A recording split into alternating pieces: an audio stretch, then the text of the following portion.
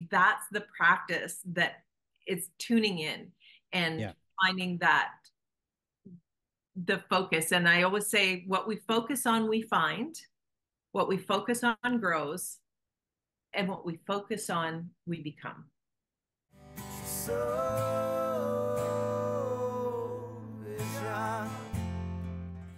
I want to welcome everybody back to another episode of Soul Inspired.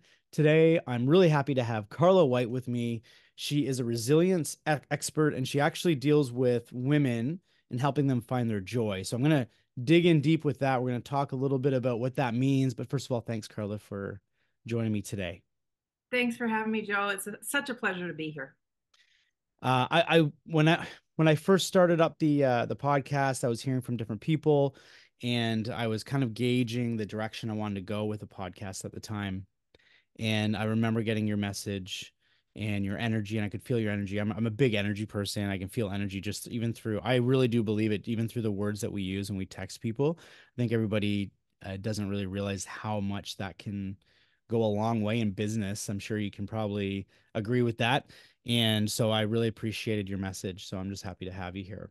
One of the first questions I always ask everyone, I always go in this direction first, and it's because we're all living this life. We've all lived a life. We've lived a life before the things that we do now, and we're living the life with the things that we do now. So if you can think back as far back as you want to a moment or an event in your life, anything that gave you the insight or direction to lead in the direction you're doing now and the work that you're doing with people, what would that be? And I wondered if you could explain a little bit of that. Ooh, that's a good question because I think there's a few depending on kind of the time of life. And I could go way back to when I was 6 years old. I remember having this experience of being stung by a bee and taking care of my wound, and kind of there was nobody around, and I grew up on the farm, and having this idea then that, oh, I need to heal this, I need to fix this problem. And so that kind of probably started the inkling of going into nursing. And then when I was 13 years old, my brother was killed in an accident. And that probably was the biggest trajectory of who I am and how I've come to help people, rediscover their joy, is by going through that tragedy and some of the decisions I made as a teenager and the direction that I took from then on. It sort of influenced so much of my life. Sorry to hear you lost your brother. I do find when people do have trauma that hits them so dramatically and so quickly, just through the people I've talked to, it seems to be this effect that just kind of just ignites something in us. I mean, it can go in different directions, right? I mean, you can go down a darker path at first. Sometimes people need that in order to learn a little bit about themselves, but there's other times where it ignites us, right? Mhm. So you're saying that the loss of your brother at a young age ignited you to live more or to have direction or purpose, or what do you mean by that? I wonder if you can I think expand. for me, it really became this desire to help other people. And watching my parents go through that, I made decisions about wanting to be perfect so that they never had to go through any pain again. So, I mean, really very unrealistic sort of expectations, but it shapes and I say that we all have drama, trauma, and catastrophes, what I call life catastrophes that we go through. And so how it really shaped me was seeing how I moved through that and understanding that then sort of helped me to see that my purpose, I guess, is to really help other people and help myself first and help other people through kind of those big trauma catastrophes in life. And that got you into nursing at that time? Is that what was your first Yeah, dream? I decided pretty much at that age. I had a psychosomatic illness following that, where I was in hospital with pain. They couldn't decide what it was, and so they told me that it was all in my head. I just needed to ignore it and pretend it wasn't happening. Mm. And that was how they dealt with grief and emotions back. That was probably it would have been in the 80s, maybe. And from there, I was kind of this, my whole life adventure became about um, not only healing myself, but helping other people heal. Yeah, and it's interesting you mentioned, that was in the 80s or whatnot, that you were how they dealt with people. They still do that, unfortunately, even to this day, unfortunately. I mean, I can remember even when I was in my late teens, going into my early 20s, dealing with major anxiety just around life. And I remember I went to my doctor, he was an older doctor, so he had been around for a while. And I remember I sat down and I said, Doc, I can't, like, the world is spinning. I don't know what's going on. And they kept saying, no, this is in your head. It's in your head. And next thing I remember him saying to me, and it was one of those strangest things. It was, I don't know what's wrong with you. You're a good looking guy, and you could just find a girl and get a girlfriend, like, just kind of just get going. Like, what? It was just this weird explanation. Like, okay, so I'm a decent looking guy, so I don't have to have anxiety. I don't have to have Yeah, I, you've got so much going for you, Joe. Like, right. what is the Right. problem? It Yes. was one of the weirdest and most bizarre situations, because then I remember leaving that doctor's office and thinking, that's not gonna, this isn't, I don't even have my doctor's side. He's not even on my side. He doesn't understand.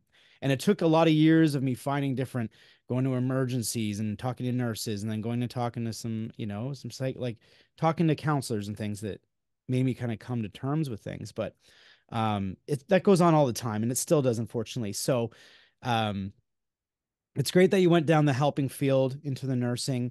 And were you immediately drawn into helping? Because again, from what I'm looking at, you help women, you empower women, you talk to women. I'm assuming maybe women who are either career focused or just life focused. Or, yeah, can we dig in a little bit more to that? And when did that start happening in your life? Yeah, that was well after I had pivoted out of because when I went into nursing, I was all about more health promotion than I was kind of about helping people in that way. I wanted to prevent people from needing the healthcare system. And what I recognized pretty early on was that um, the the medical system is a sickness model, not a wellness model. And I was really searching for that wellness and sort of the health, as opposed to getting out of the sickness. And so that was kind of the first leg of the journey. And then I left nursing, and actually, well, I burned out from nursing, and Mm, then I went into firefighting. And because, wow.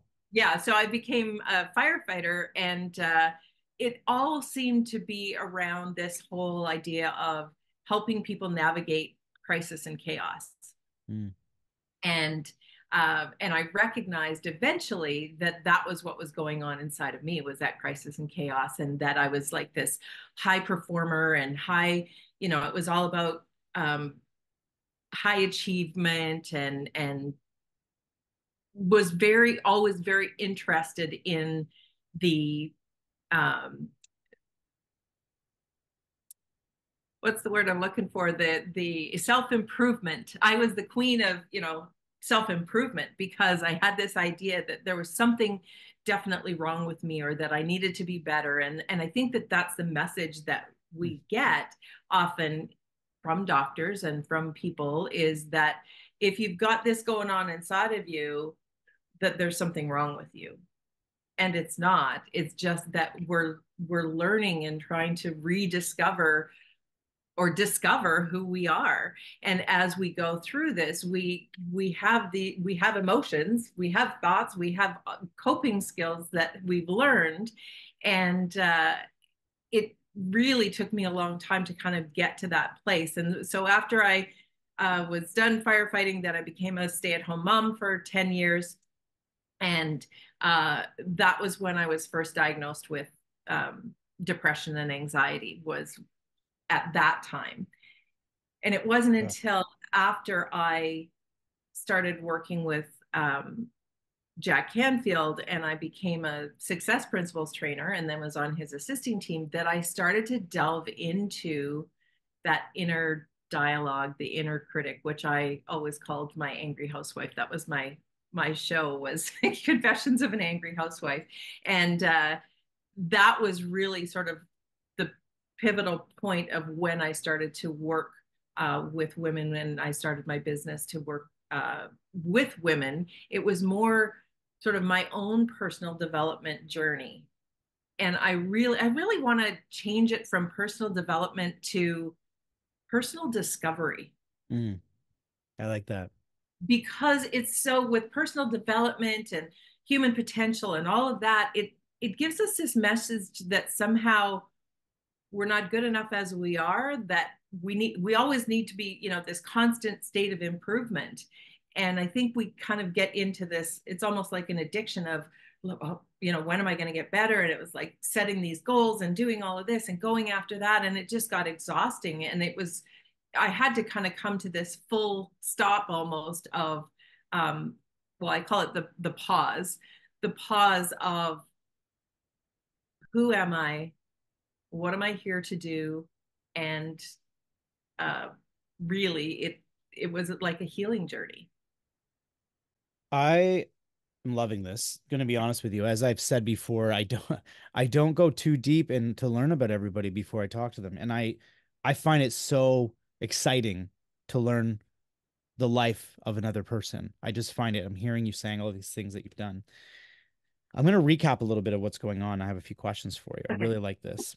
So, so you started pretty young, a young career in nursing, had a brief career in nursing, and then so you did that, then you went into firefighting briefly, because then you did 10 years of staying at home, Yeah. raising children and starting family life. So you got three careers. One thing I wanted to mention, because that's a career. I mean, being at Yeah. home, I mean, I remember before I have kids of my own. I remember before I had kids. I remember one time I was trying to discover myself, what I wanted to do in life, and I looked up this site and it said one of the hardest jobs was parenting, and I thought, why would they put parenting there? I was so arrogant about it. I thought, come on, what's the big deal? And then I became a parent, and I went, oh, okay, okay, I I get it see, now. I get it, I get it. So it's like a full-time job forever. It never, it's like, so, so I Well, totally for a understand. short period of time, I had three children under the age of three, and Oh, four if wow. you count my husband, because sometimes I do. Yeah. Yeah. Well, that's a busy lifestyle then, and it is busy and it's a lot of work. So I completely can hold compassion there for that. But what I find interesting is you said a few things there. You didn't exactly allude to this, but I think you were kind of pushing this way, is that, I look back at all the careers or jobs that I've had, and whatever's to come, and even if there's a time where I'm in something that I'm not enjoying, I'm in this place of, oh, what am I doing in this? This is terrible. As you progress through your life, there will be things that will come up and you go, oh, okay. Good thing I did that thing that I absolutely hated, because it's helping me in this area. Um, but when people are in the storm, they don't see it. They're in the storm. The storm is going around them, and how do I get out of the storm? And it's a constant battle to get out of the storm. And then when they're out of the storm, they realize some of that storm was serving them in whatever way. Not They may not see that, but I at least find that, and I hear other people's lives and the situations that come up, and I right away think to myself, well, good thing you did that other thing, because it prepared you for that. So Yeah. I just wanted to mention it, and you were kind of talking about that, but so you're in this, and you can touch on that if you like in a moment, but I would just want to mention you're in this place of dealing with stress and anxiety as a stay-at-home mom. And then you started working with, you said Jack Canfield, right? I didn't know that. That's great. So at that time when you did that, was that just self-discovery through working with him, or what kind of got you on a path that you were ready to really take this commitment and helping other women and helping other people? go through this stuff? It was interesting because I had seen Jack probably mm, 10 years before. Well, no, maybe, yeah, I would say 10 years before I took the training and went to work with him. And I saw him, he was probably doing a Chicken Soup for the Soul book tour. And we were at a conference for my husband who was in recreation and leisure studies. So it was like this recreation conference. And we went there, this beautiful location. And I looked around and I thought, this is what I want to be doing. I don't want to be nursing. I want to be living. And in this environment, these people seem to have it right. Like it's about leisure and living life full out. And then I heard Jack speak, and I remember saying to my husband after, that's what I want to do when I grow up. I mean, I was in my 20s, maybe even close to 30s, and is be a motivational speaker because I had been a 4-H public speaker, competitive speaker from the age I was of 10. So I was used to being on the stage. I loved being on the stage, but I really found that being that stay-at-home mom, I kind of lost who I was and that kind of the professional side of me. And I said to my husband, that's what I want to do when I grow up is be this motivational speaker. And he said, well, you can't do that because you've been, like you have to have done something really great to be a motivational speaker, or you have to have written a book, or you have to have like climbed a mountain, or, you Right. know, all of those things, won a gold medal at the Olympics. And so I, at the time, thought, oh yeah, right, I haven't done anything great, which completely fed into my whole self-esteem issue that I had going on, and that definitely didn't help the cause. But I think that that's some of what was going on in those 10 years was that I stepped away from who I am and kind of lost myself in that role as parent and put everybody ahead of myself. And it was when I saw Jack speak that it kind of sparked something in me that that's the direction that I wanted to go. But I didn't follow up on that until 10 years later when I had gone back to work, worked for a year. I was really unhappy. I saw Jack on this webinar, and he was talking about success principles, and that you needed to write a book and you needed to do all these things. And so I applied for the, like, yes, sign me up, this is what I want. And my husband said, well, I'm not paying for you to get more education. Like you've got it, you've got a degree, you've got training, Right. you don't need any more training.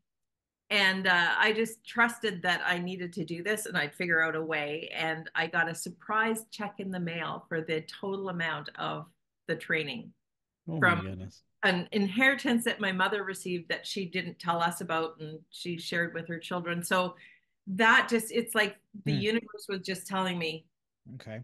this is the path. This is the path to go. And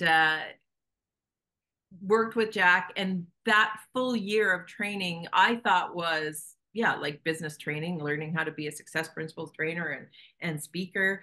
And it really was it was a soul journey of personal growth and really, really tapping inside to work on my own development before I was able to development and healing, and before I was able to help others. So your storyline is much like this. You look at The Secret. The Mm, he was of course was in The Secret, yeah. and there's that concept of bringing abundance in, and the universe kind of aligns itself for you. You get this check in the mail, and it kind of allows you to go in the direction that you were feeling. So if I'm speaking from the audience or the people that are listening, and they're in a situation where they feel stuck, they feel that there's something waiting for them that's better for them, that makes them feel more alive. They're not stuck in whatever they're doing, but they know it's there, but they don't know how to get there. They don't know how to get to that next step. What would you tell someone like that? Like, what was going on in either your mind at the time? Like, how did you, is it, you know, I ask this because I, I mean, I'm a victim of it as well. And I've had times in my life where somehow I bring things into my life. I'm a musician, so I've had some great things happen, and I always look back after and go, "Oh wow, I remember I knew that was going to happen and it happened." I'm like, how do I keep doing that? How do I, so it's the concept of I know what I want, or someone may either feel like something better is to come, but they don't know what that better is. They don't know they haven't figured it out, and they want to figure that out. So there's those people. And then there's the people who figured it out, but they just are like, oh, but this, and this is holding me back. Both people exist, and I've been in both situations. And I'm wondering what you would say to those people. Like, what really gets people unstuck? I guess would be the main question. Moving in a, so taking, I think it's important to take that pause. Like, what happens is this is what happened for me, was I was so busy chasing and sort of trying to go after it and trying to make things happen, that what I have found is that when I worked on not just my mindset, but it actually is like embodiment of that energy, and sort of just took a breath and paused, Mm, then that helped to then get clarity and move forward into some action. What happens is that we get caught up in fear. And even though I've had all of these successes and I've done all of this work, I also sort of spiral back into that place of coming from fear rather than love. And this just popped in. That's why I love your show Soul Inspired, because I consider the soul and working to, rather than the protective personality, which is our head, our soul is our sanctuary of unconditional love. And so if we can tap in to love, that high vibration, that energy of love, and move towards that rather than stay stuck in the fear, mhm, and that's where we can start to see movement and momentum, and we cannot, when we're in that, basically a dysregulated nervous system, when we're in the place of fear and doubts and worry, we're not able to move forward because our body just doesn't work that way. And I actually started to figure this out when I found this proverb that the body heals with play, the mind heals with laughter, and the spirit heals with joy. mm, And that's how I started to, anytime that I started needed to do a shift, and I call the shift, stop having intense fear today to start having immense fun today. When I started to step into that, looking for the joy and finding the fun, and started having fun, it elevated my energy. And that's when things started to happen. Not when mm, I was stuck back in the fear and anxiety and in my head and all the doubts. And I mean, I am a chronic overthinker, where we stay stuck in our heads, our thoughts, and right. our brain will tell us and make up stories all the time. It'll tell us stories about who we are and what we're capable of, and all of this based on our our previous experiences.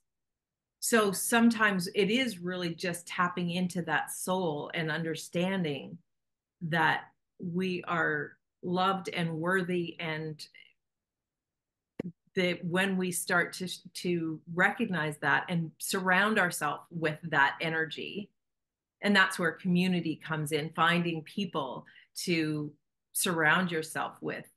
And that was part of the Canfield training, was I recognized that I was in the room surrounded by, I called it the bubble of love. Like it was surrounded by people who were all there to support one another.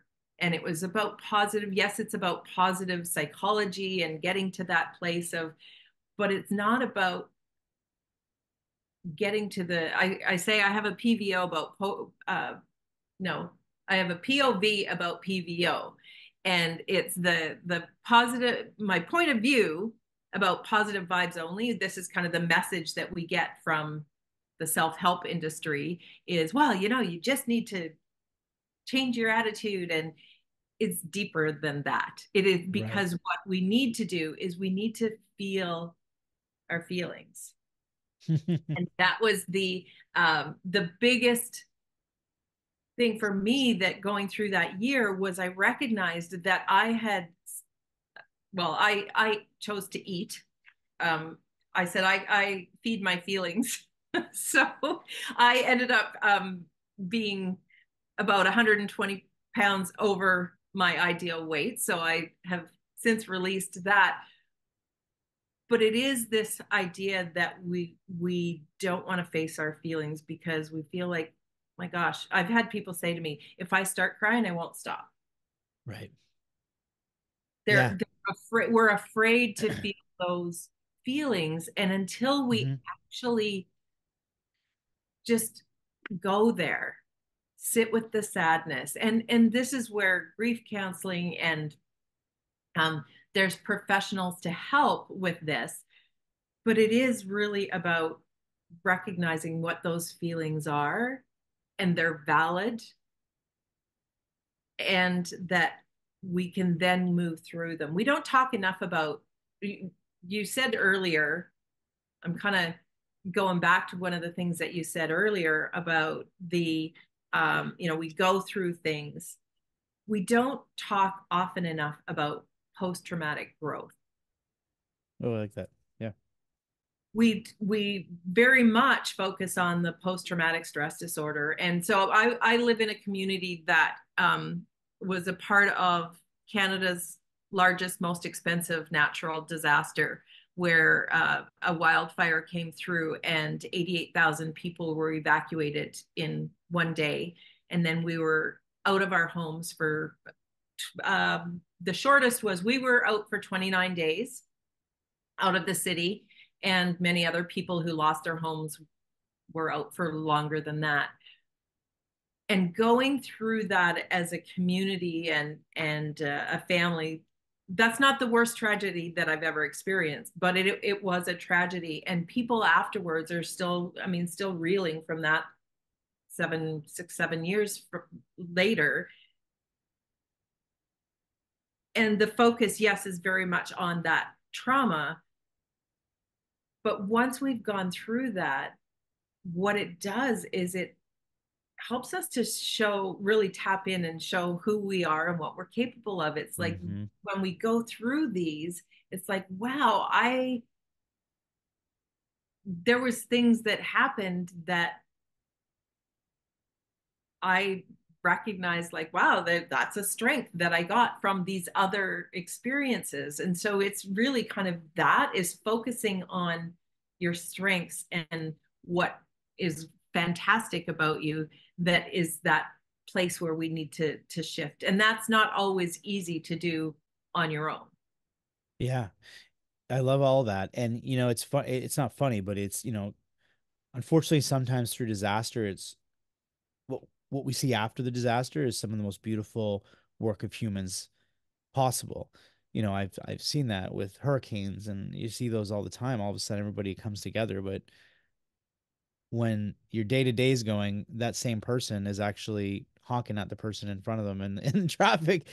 We seem to come together better after disaster, and we can get to a point where we're doing that without disaster needed. That'd be great. That'd be Yeah, great. So, I agree. Like the humanity is what we saw. That was I wrote a story that got accepted into the Chicken Soup for the Soul book, The Spirit of Canada, based on the aftermath of the fire. Because what I chose to see, I mean, I'd done a ton of this work and trauma work, and so I was, I mean, the firefighting and nursing and all of those things helped me to be in a place that made it easier for myself to get through it, and also my family and my community. But I made a decision really early on that how are we going to move through this, as we drove away from our home, thinking that our house was gone, and having the conversation with the kids. It was like, okay, what can we focus on? And so I made a decision at that time that what I was going to focus on was finding good, finding hope, finding love, all of those things. And that's all I saw from the moments of these guys. We were in this evacuation center, and these three guys were ahead of us, and they got to the front of the line and they realized that there wasn't much food left, and they stepped aside and said, no, no, there's kids here, and let my kids eat. Right. To just like the stories go on and on and on of the human compassion and outpouring of love. And Right. that's how I choose to see the world now. And I Mm. think that I agree. Like, wouldn't it be great if we could have that world that didn't require some form of tragedy or Yeah. something that put us in touch with our own humanity, and where we could reach out and just share support for one another. That all being said, hearing what you're saying though, one of the great things that you did in that moment, to give you a little credit with this, is that you decided to focus on the positive. You shifted your focus on the good. So, maybe one of the first things that we can do is we can do that in our day to day, is to shift the focus on the good.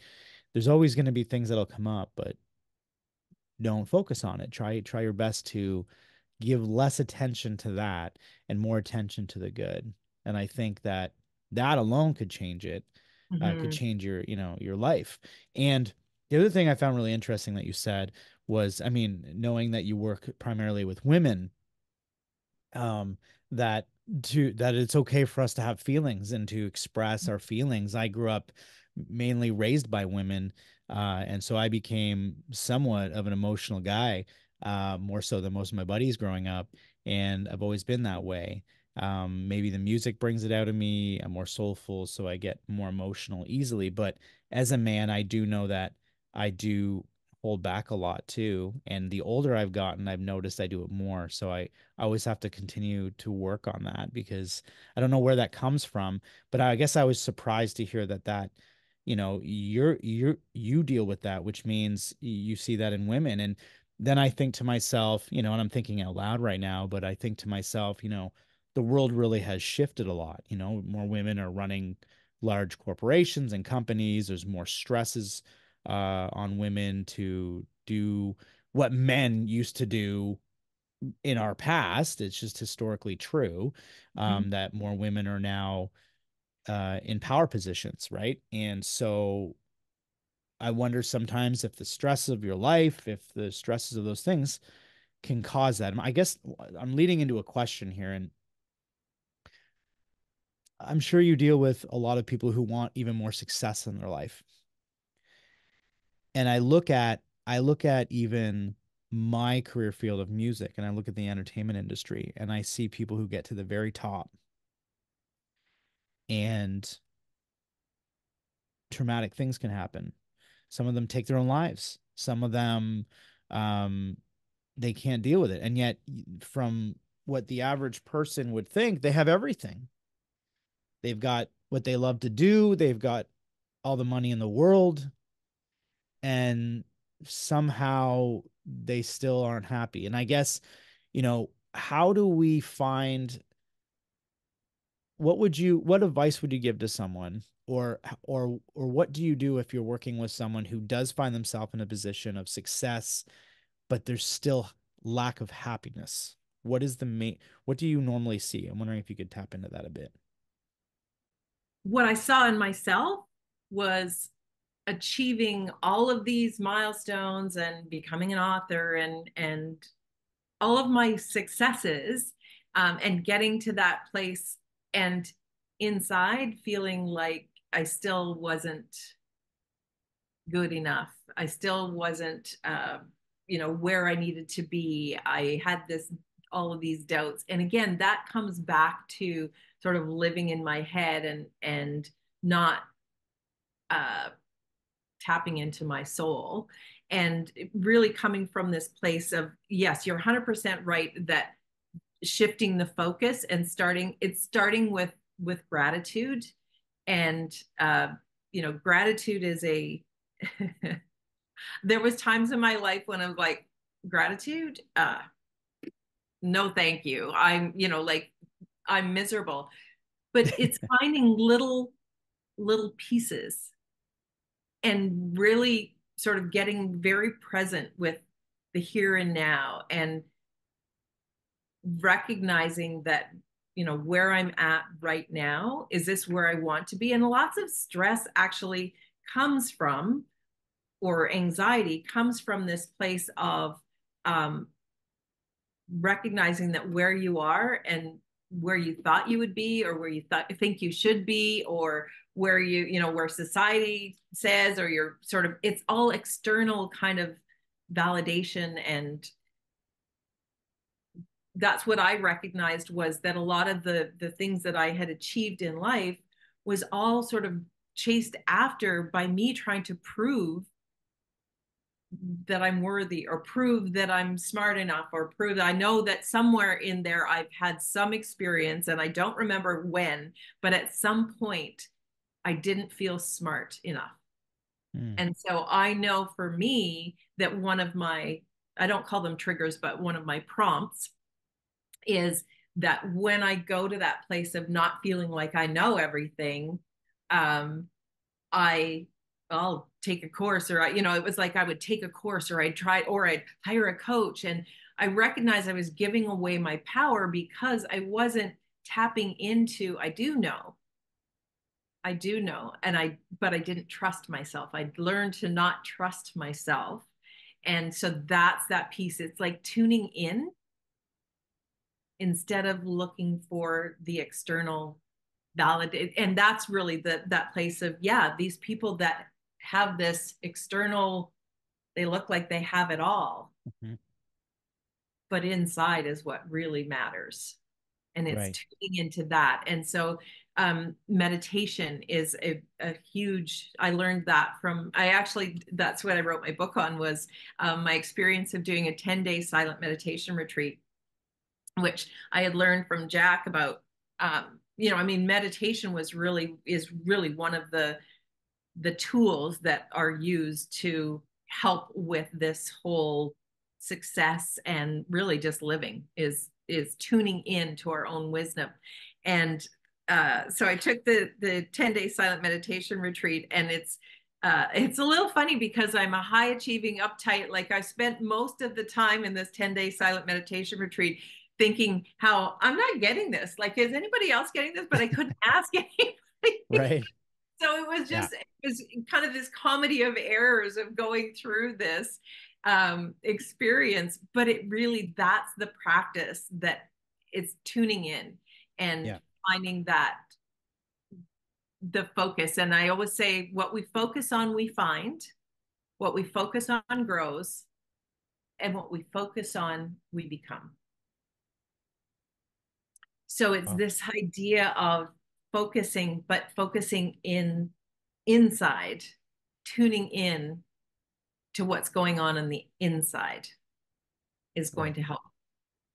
The other thought that just came in when you were talking about your feelings and music, I have a sign up on my wall in my music room uh, that says, "Music is what feelings sound like." Oh, yes, I've heard that. I love that one. Yeah, Yeah. yeah. So it just made me when you said that. But it is really Yeah. this whole idea of avoiding our feelings and what's going on in the inside. And so we look exteriorly for the answers, and the answers are Inside. inside. Inside. We just need to tap into those and Right. understand that some of the ways that we are operating, going through life are ways that we've learned how to cope by going through. I mean, we didn't have parents probably that were, understood feelings. I remember after my brother died, my parents, I never saw them break down and cry. And Wow. so I got this message. Somebody said the other day, she goes, "We're British, we don't feel." Oh no.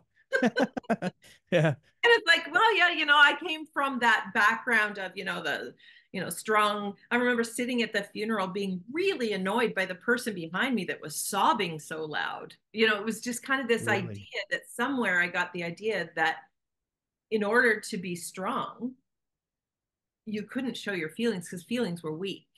Mm. And that was, I wrote a whole bit about redefining strong after the fire. I wrote about redefining strong, that the strongest thing we can do is feel and show our emotion because that's what makes us human. Right. Wow. Everything there spoke to me. I definitely, a lot of the times when you're talking about your, the way you were feeling when you were learning about meditation, I'm the same way. I'm, as an entrepreneur myself, running my own business, teaching and all this stuff, I'm always wanting to just get better and better and better at what I do. And it's kind of like I'm always in my head. One thing I'm learning from talking to people, and I know this deep down because of being a musician, is this idea of meditation. I'm seeing a massive pattern with successful people, with people who seem to be in tune with themselves, that meditation is this practice that becomes like eating. It's a it's not just something you do a few times and you go, okay, I meditated. That's great. It's I'm waiting for things to yeah, happen. right. I'm manifesting. Right, right. No, and I think, and then I kind of listen to my intuition even when I'm talking, as I was right now, and I heard fear, and there's a fear of meditation, I think, and I think the fear around it is that if I get really deep, if I get really quiet, am I going to be okay with what I hear? Am I fearing my own internal thoughts or my own internal feelings? Maybe you took over your family business and you don't want to do that. And when you meditate and you get still with yourself, it'll say, that's not for me. And you don't want to hear that. Or maybe like there's all kinds of things. There's just tons of things that can come up, I think, in meditation. And I think, I'm probably speaking for myself. Um, I've always said music is my meditation. I think it's a bit of a cop out because I get into the place of creativity in music because I'm taking from that same place that when I'm writing and I'm saying words and I don't know where it's coming from, I go, okay, great, I'm meditating. But it's a little bit different than that. I feel like, and I've been trying, and I think people listening should try to really get still and calm. And I like the way you said it in the beginning of this talk.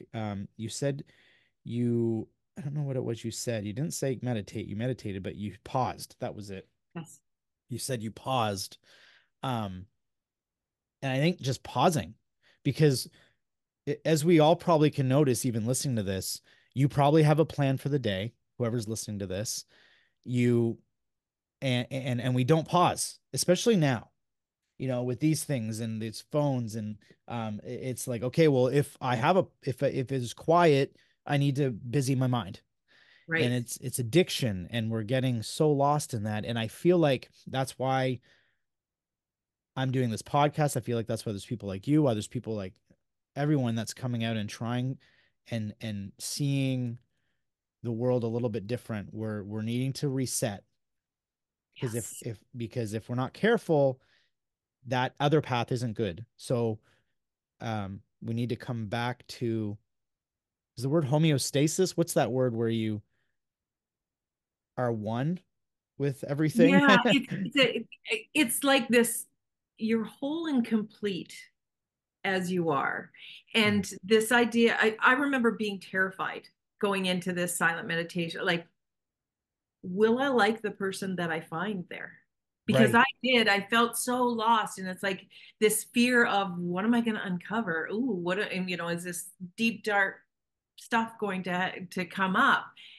And what I know to be true is that whatever comes up into our conscious mind, we're now ready to deal with it, because so often it comes from childhood traumas or times when we weren't able to deal with it, or you know didn't have the power, the strength. But when these, like you say, these things that we maybe don't want to hear, when they come up, those are so, like, I really see our emotions as messages from our soul. And so when we're in this place of kind of the protective personality living in our head's going to tell us, don't meditate, don't you meditate, because you're going to find something there that you don't like. And really, it's when we tap into our heart and soul that's when we become, it's like an alignment thing, Right. more so than, because we are complete, we're born complete and whole. But we're sort of, when we're living in our head and not sort of living as a whole human being. And again, I'm speaking from my own personal experience, as well as I didn't want to go there to those feelings, because they felt overwhelming. They felt like, ugh, I can't handle them. They'll be too painful. Right. And what's even more painful is that when we don't experience them, emotions are meant to sort of flow through us. And physiologically, our those neurotransmitters and all of that is released with with that emotion, kind of goes through our system and then dissipates in about 90 seconds. Mm. So if we allow that just free flow of the emotion, then it will be over in about 90 seconds. What will happen is we get in our head and we play the loop over and over and over, and then it continues on. But you can't physically, your body will not physically let you, like, cry for 24 hours kind of thing. You Right. will eventually kind of just wear yourself out. So a big part of when I start working with people is we do releasing, sort of, what do you need to release? And we don't necessarily dive like really into the deep stuff right away, because a lot of it is, I have to teach people sort of, it's like the phases of, there's kind of these phases of um, nervous system regulation. Most of us are stressed and experience stress and anxiety in this world because we have a nervous system that is completely dysregulated. It's from past traumas, and we need to teach our body how to feel safe before it can expand into that success. And that's what's happened for many of us, is that we're in our head and we're going and we're achieving, and we get to that place, but inside we don't feel it. Right. And so when we can get to giving our body that message, that healing message, that you're safe, then it go on to the sort of the next level, or to do whatever you need to do. But it's about embodiment. And that's where, I started with the story of, basically them telling me it's all in your head. And uh so sort of disconnect from your body. And that's not true. The body is like your subconscious mind. Like it holds all of those, that cellular memory. It holds those emotions. And so unless we allow them, and we keep pushing them down and don't ever feel them, then it starts to build into this. Then you start to have anxiety, for you don't even remember what, okay, where's this coming from? Mm-hmm. And then also physical illness. I have the real, I'm a big believer in the whole mind body connection. And from that experience where I learned, okay, it is about, I need to get back into my body. So embodiment is really the new sort of, I was reading something where we talk about, oh, it's all about mindset and mindfulness. And yes, mindfulness, but it's mindfulness paying attention to what's going on in the body. So it's Right. using your mind to pay attention to the sensations, and the vipassana meditation is that's what it's really all about. Is you basically sit in silence for 10 days, noticing the sensations in your body. And I had an experience there that it was day 5 or 6, I think, that we could ask to go and speak to the teacher. So you could talk, but you had to go and speak to the teacher. And I went to her and I said, I don't think I'm getting this. I'm just not like I was expecting, this great big revelation. I don't know, the heavens to open up and get this download of, this is the direction you need to go. And I just don't think I'm getting it. And she said, this happens all the time. You just need to relax and just let go. Just relax into it. Stop trying so hard. Mhm. So, okay, all right, I'll try that. So I went into, and it was starting the sit of strong determination, where you can't open your eyes, you cannot move to scratch an itch or anything like this. So for 1 hour, you're sitting perfectly still, meditating. We built up to this, like this didn't wasn't the start of it. And I'm sitting there and I'm all calm, and all of a sudden it feels like somebody hit me in the side with a baseball bat. Like it was like a physical, like I popped my eye open to see like Did who someone hit me? kicked me. And there was nothing. And Wow. it just jolted me. So then the pain intensified, and all of a sudden I had a blanket around me, and all of a sudden I get this hot, like I'm like burning up. So I'm trying to like not move, because I was very rule bound before that. It was like, well, these are the rules, Carla, you can't break the rules, you got to follow the rules. And so I'm in my head, I'm like, great, you've already failed because you've opened your eye, and now you're shimmying out of this blanket. And then I realized, oh my god, I'm gonna throw up. So and I mean, this is all sort of over about a 30-second time, where I'm opening my eyes like, is anybody else like not realizing what's going on here? And I bolted out of the room. I tripped over somebody's foot while I'm bolting out of the room, and I go upstairs and I violently ill. Violent, Wow. so much that I peed my pants, and like it was just like it was intense. Wow. and Wow. then the um and then the manager came and checked on me, and is everything okay? And it was like this total release, and she had to help me up to my bed because I was just that weak. And and then I got sick again. And so when the main instructor came in, found us, the two of us were sitting on the bathroom upstairs in my bedroom, laughing our heads off, because she had just said to me, she goes, I know that this is kind of scary, but you really just released some deep shit. And I said, no, I didn't. I just peed. So they were Yeah, yeah. laughing. But it was this release. I have no idea what that was. No idea.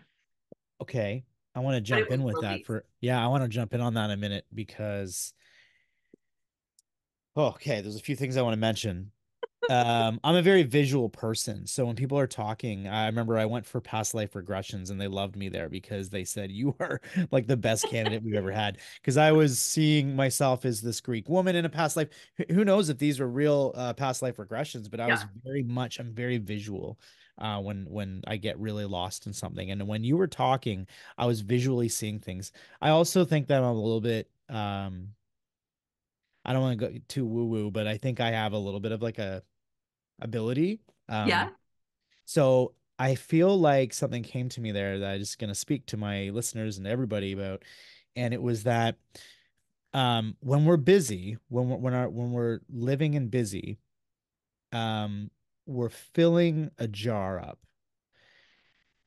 We're filling a jar up full of confusion, chaos,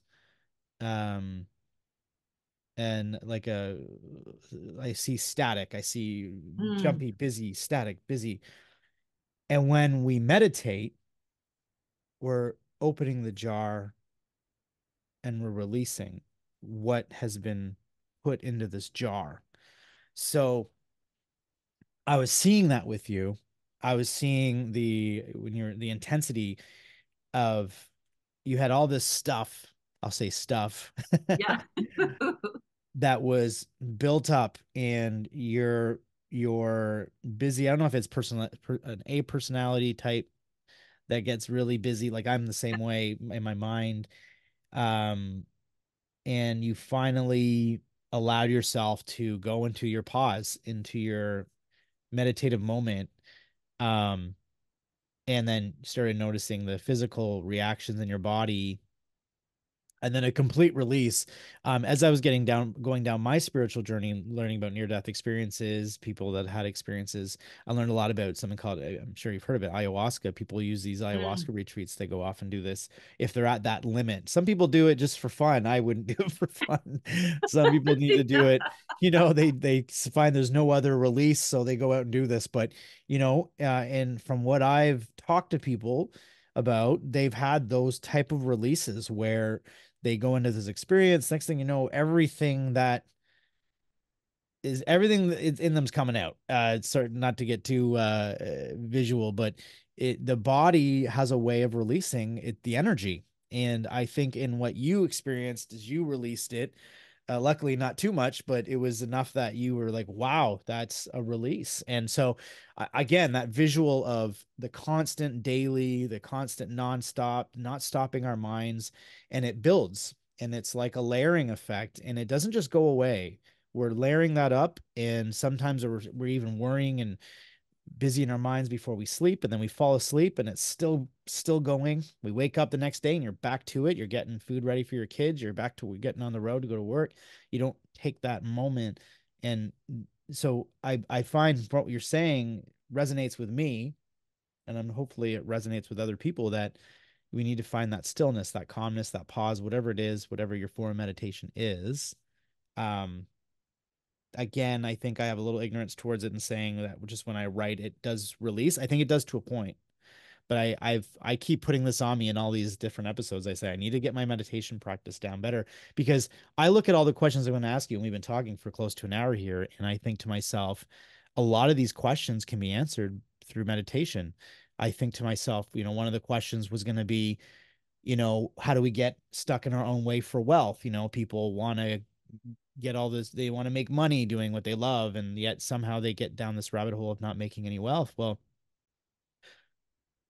what if meditating helps with that? What if, because you're getting more in tune with the things that you love, and something that comes up all the time when I talk to people about money or wealth is this idea of not feeling deserving. They don't deserve to get paid what I would suggest to them, or and you think, well, I'm caught up in that. But maybe if we meditated regularly, maybe if we were in a space of pause, I like that a lot, we would find ways for that to work. What are your Yeah. feelings on that? I just wanted to, I know we're A getting hundred towards the end percent. here. Everything you've said. So I actually have just joined a manifesting intuition academy so that I could tap more into that intuition and get back into, because I also stopped meditating. I mean, my practice didn't sort of, I did the meditation retreat and then I was like, oh yeah, I'm good.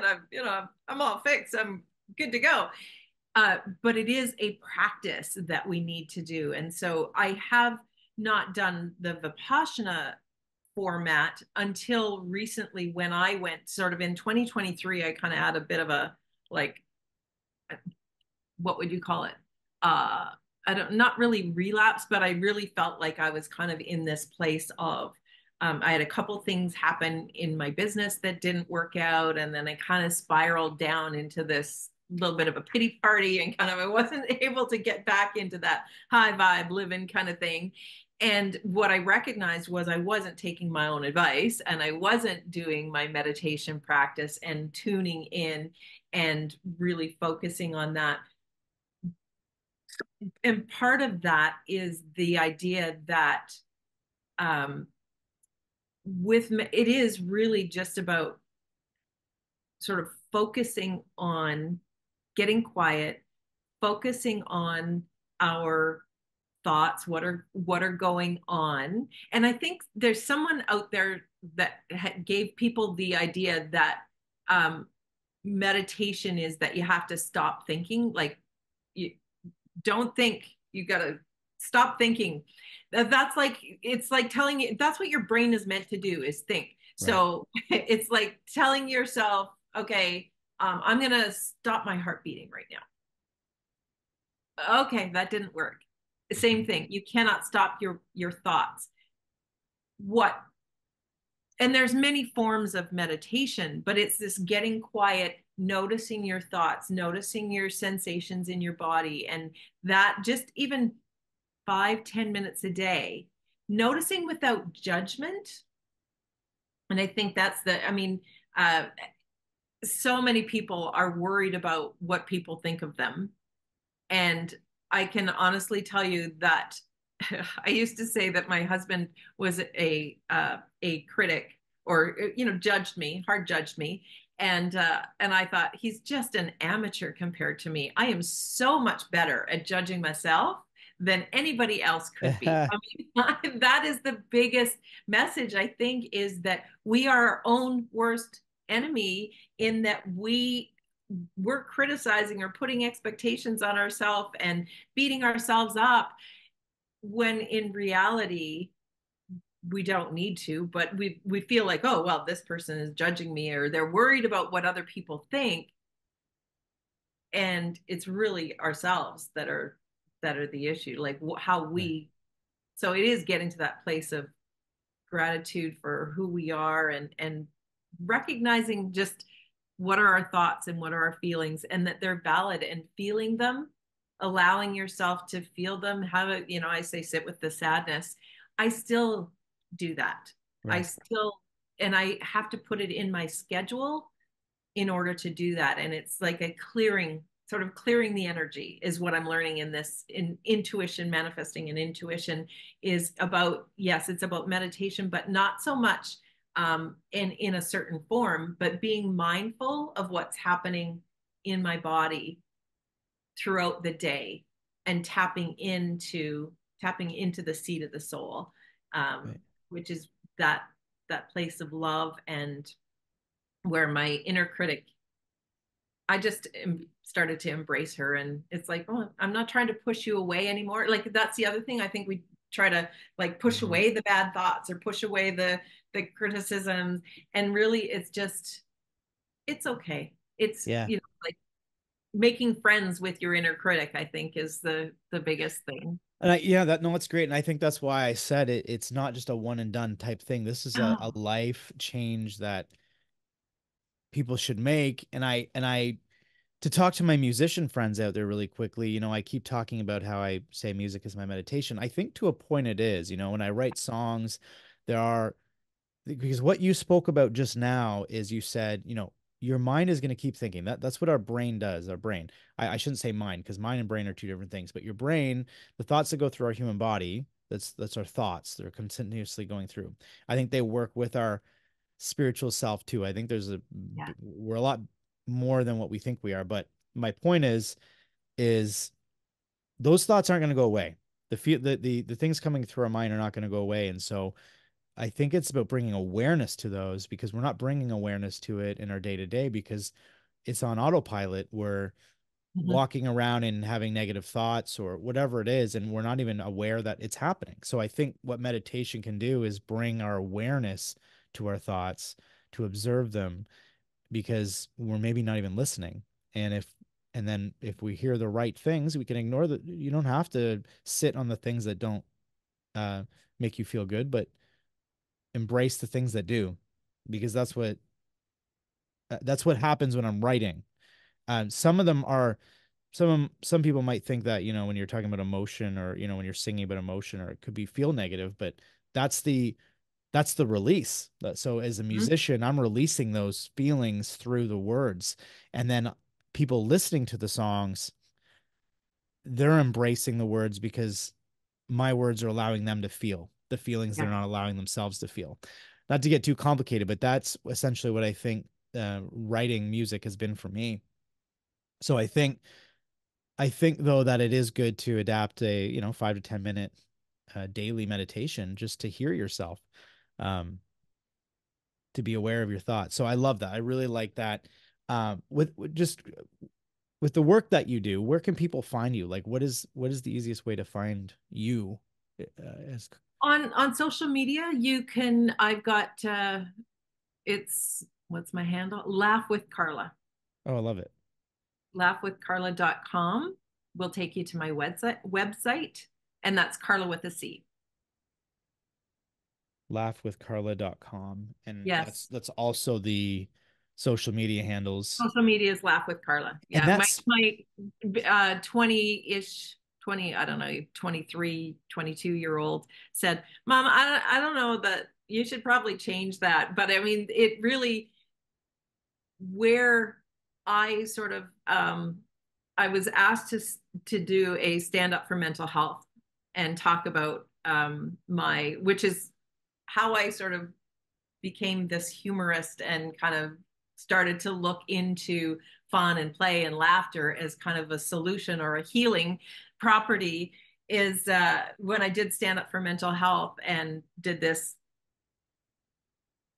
stand up, a 5 minute that turned into 15 minute because I ended up drinking like a whole bottle of red wine oh on nice. stage, which was, oh, but that was, I remember after that, Jack Canfield had seen the uh, the clip, and he said to me, "That's your gift. That's where you need to really, really go with this. Is the like just that ability to make people laugh." And I recognized that it's not about making other people laugh so much as it's about all of us releasing and having that when we're laughing, we're enjoying life and we're sort of having that release that we need Yeah, and creating music.